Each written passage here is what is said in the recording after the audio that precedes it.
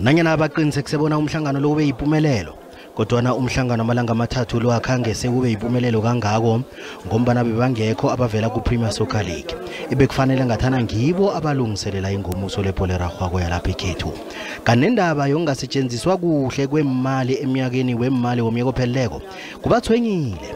In 2022 we did not have a congress. So that today's congress was covering the 2022 financial year. Where we have seen our finances, people have been asking about our finances, and the CFO has explained to members here together with the finance committee that we have incurred a 2.2 million loss.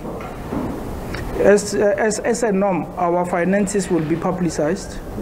So if people have questions from those finances, they can then feel free to contact us. Kuqalisisa ikontraka yesivumelwano phakathi kwe-SAFA kunye ne-SABC. One of the issues which were key to say broadcasting is not what is supposed to be, is not what it used to be, because you have moved from a certain amount to a very lower amount. So we know that our broadcasting agreement is coming to an end in September. So we need to prepare and go there and argue our case. So that was the Congress.